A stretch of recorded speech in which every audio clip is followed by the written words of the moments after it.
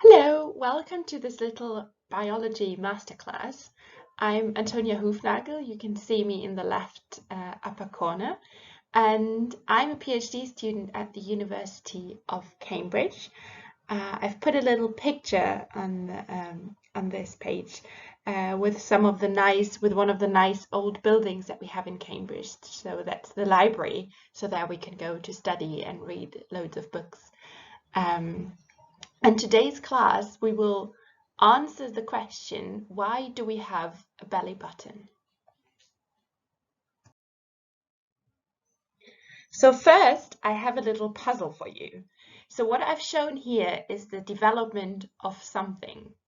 Can you guess what it is? So it starts as tiny as a poppy seed, and at the end, it's as big as a pumpkin. Do you have an idea what it could be? I can give you a little hint and tell you that in week 4, it's as tiny as a poppy seed, and in week 40, so roughly 9 months later, it's as big as a pumpkin. And in between, it's as big as an avocado. At some point, week 28, as big as a salad. Do you have an idea what it could be? Yes, you're right. It's the development of a baby. So first, when the baby is as tiny as a poppy seed, it doesn't really look like a baby yet, but the heart already starts beating. And then when we go further from week to week, it looks more and more like a baby, how we know it's once it's born. It develops hands and fingers, even fingernails and eyebrows and eyelashes at some point, and all the organs are fully developed at some point. And then at the end, we have a full-grown baby. But while the baby is in the womb, so in the mother's tummy, we don't call it baby. In the first 8 weeks, when it doesn't really look like a baby yet, we call it an embryo. And afterwards, we call it a fetus. So fetus is the name for the baby while the baby is still in the mother's womb before it's born. And only once it's born, we call it a baby. So from now on, we will talk about the fetus while we talk about the development of a baby. So why is it important that we understand how a fetus can develop during the pregnancy of a mom? So we know that a fetus is growing into a full-grown baby in just 9 months. And if you think about it, this is a little wonder, and it's very fascinating that that can happen. So researchers aim to understand in a very detailed way what is happening in those 9 months. And this is important for clinics and for diseases as well, because if we understand better how exactly the fetus develops during these 9 months, we also know what can influence the development. So for example, you've probably heard it multiple times that women who are pregnant shouldn't smoke or shouldn't drink alcohol. And this is because researchers years ago found out that this is not good for the fetal development. So thereby it's very important to study these 9 months to know what can go wrong in this time and what a woman should avoid during her pregnancy. So what are we then going to do in this academic masterclass? Our first goal is to understand how a baby can develop and grow so much in just 9 months. And at the end, we will also try to find out where our belly buttons come from. So back to our first big question. How can a fetus develop and grow so much in just 9 months, from a poppy seed to a big pumpkin? In order to think about that, I thought we think about ourselves. What do we need in order to learn in school and study, in order to run around, for example, play football, and in order to grow? We do need oxygen, so we need to breathe in and out. We need water, we need to drink, and we need food.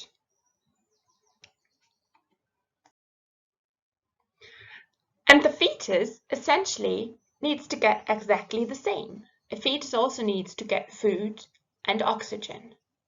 But the problem is that the fetus is in the mother's belly, and so it can't really do these things on its own.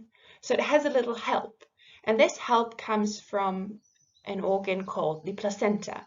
So the fetus is connected to this placenta, and the placenta is supporting the fetus to grow and develop. So the placenta is really an astonishing organ, and which is really fascinating is that it's built just by the fetus itself. And if we think about the other organs we have in our body, like the stomach, the heart, the lungs, all these organs are there for a certain function in our body, right? They're there to help us breathe, to help us circulate blood through our body. And we have all these organs for our whole life. But for the placenta, we only have this organ for just 9 months, because once the baby is born, it doesn't need the placenta anymore, and it's discarded. It comes out as well once baby is born, and then the baby does not need this placenta anymore. So one thing the placenta does is to help the fetus to breathe. So we said that in order to grow and run around, we need to breathe. So we need to take in oxygen, and when we breathe out carbon dioxide. So the fetus needs to do exactly the same. But there's one problem, because the fetus is actually in a kind of a big sac, and this sac is filled with amniotic fluid. So if the fetus would just take a deep breath in, it would actually take in and breathe in fluid, which is not really helpful for the fetus to get oxygen. So what is helping the fetus is the fact that when the mum breathes in, she gets oxygen into her blood, and then this oxygen is transferred via the placenta to the fetus. And we will have a very close look now at the placenta to try to understand how exactly oxygen gets from the mum to the placenta and then to the fetus. So how can a fetus breathe in? In order to understand that, we will have a very detailed look at the placenta. When you first look at this picture, it might look a bit complicated, but we will try to look at it step by step, and then it will become much clearer. So what you see here is the placenta, which is connected to the mother, and then on the other side to the fetus. So what happens when the mum is breathing? When the mum is breathing, she has oxygen in her blood. So you see the red blood vessel here from the mum. And I'm sure you've seen pictures where blood vessels were drawn before, and usually you see blood vessels that are blue and some that are red. And usually it shows that the red blood vessels are filled with oxygen. So in our case now, the mum just took a deep breath in, and now she has oxygen in her blood. So that blood is now flowing into the placenta. And in the placenta, it's branching out, and then it flows into this space here, this light red space. So it's like a big pool where all the blood from those vessels from the mum can be in. And what's now happening is that the fetus also has vessels that go through the umbilical cord. The umbilical cord is basically like a big tube that connects the placenta with the fetus. So then those vessels from the fetus, they also go into the placenta, and as they don't have oxygen yet, they are blue. So then they branch out like little trees here and here. And as you can imagine, at these points here, the tip of the trees, they are very, very close to the blood from the mum in this big pool. So at that point, they can now take up the oxygen from the mum and then take it back now through the red vessels, because they have oxygen now, and take it back to the fetus. If you zoom in a bit, it becomes even more clear. So now here at the bottom, we have the oxygen in the blood from the mum, which then goes into this space, into this blood space in the middle of the placenta. and then it can be taken up by the fetus and then travels back to the fetus. And you can see here that first the vessels are blue because the vessels from the fetus going into the placenta don't have oxygen. Then they take up the oxygen from the mom. We paint them as red vessels because they now have the oxygen, and then they go back to the fetus, and so the fetus can breathe. So what we have learned with this picture is basically that oxygen can travel from the mom to the fetus, this direction. And when the fetus obviously also needs to breathe out, so carbon dioxide needs to leave the fetus, and in exactly the same way as I told you for the oxygen, just in the other direction, carbon dioxide travels from the fetus to the mom. And carbon dioxide and oxygen are very, very small, and they are gases, right? Because they are in the air, they are nothing solid. So they can just cross all these barriers and can just cross from maternal blood to the fetal blood and then enter the fetus. And another thing is that the mum has a lot of oxygen, and as the fetus can't breathe, it doesn't have much oxygen, and that helps with the transport as well, because this way of transport is called, it's a weird word, it's called diffusion. So that's now we know how the fetus can breathe and how the fetus can get oxygen with the help of the placenta.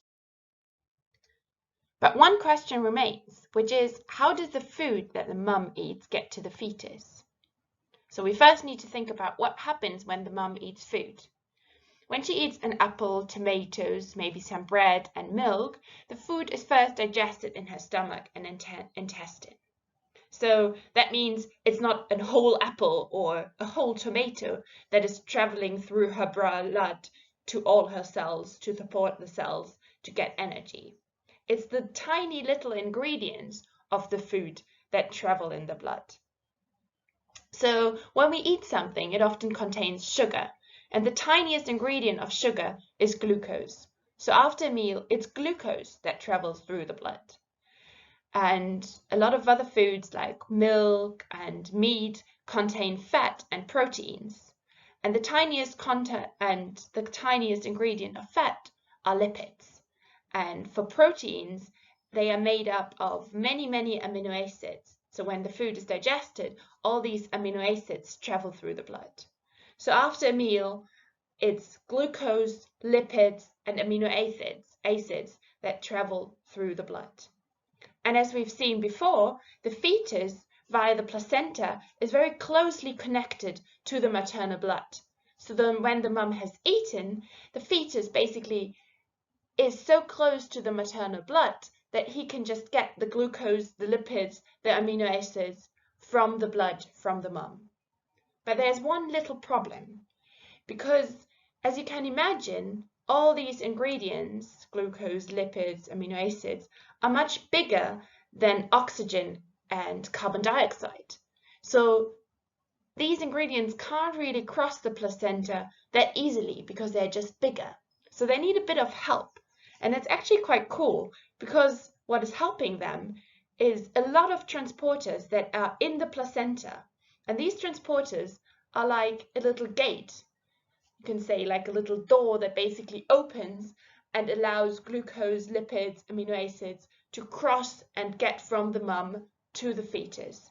So these ingredients get some help because they are a little bit bigger and can't just cross to the fetus. So they get some help from these so-called transporters in the placenta.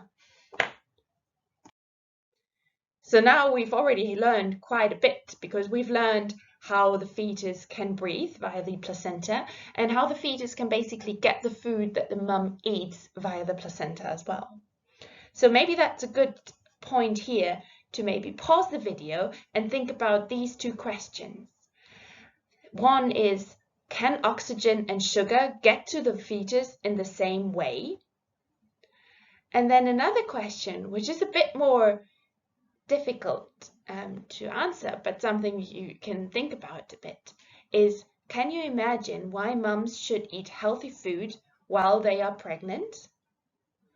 And I've also put some of the words that we've learned in the past few minutes on this slide. So maybe you can pause the video here for a bit, think about the two questions, and also think about the words I've put on this slide, whether you still remember what they mean, and whether you can think about what you've learned about them, whether you have maybe questions about them which you can't really answer at the moment, and then you can maybe go back to some of the slides we discussed before, to some of the pictures we have looked at, to answer these questions and to think about this. So maybe take a few minutes now to think about this. So I hope you enjoyed thinking about these questions, and you probably came up with loads of ideas and answers. So can oxygen and sugar get to the fetus in the same way? You're right, they can't get to the fetus in the same way, because we've learned that it is very easy for oxygen to get to the fetus, as it's so small, so it can cross the placenta via diffusion. But sugar crosses as glucose, and sugar actually needs a special transporter, as it's so much harder for glucose to just cross the placenta. And can you imagine why mums should eat healthy food while they are pregnant? What the mum eats is what actually eventually gets to the fetus as well, as we've seen, because maternal and fetal blood are so close to each other, and there's so much exchange between the two. So the food the mum eats really can have an impact on the development of the fetus, and the fetus might get too little or too much sugar or fat, for example, if the mum is eating an unhealthy diet. So one thing we haven't discussed so far, even though it's the big question of this masterclass, is why do we have belly buttons? So let's think about this step by step. We need to first think about, when do we get the belly button? We actually only get our belly buttons after birth. So that means we can now think about what happens during pregnancy while we are still in our mum's belly. What do we have at the place where we later on have the belly button? So what is in the middle of the belly of a fetus? Let's take a look at this picture we've seen multiple times now. So you see there that exactly in the middle of the belly, where we later on have our belly button, we see the insertion of the umbilical cord. So you see the placenta, and you see that the placenta is connected via the umbilical cord to the fetus. So oxygen travels through here, and the food travels from the mum through the placenta and then to the fetus. So the thing is that after birth, we don't need the placenta or the umbilical cord anymore. So what happens here where we have the belly button then after birth?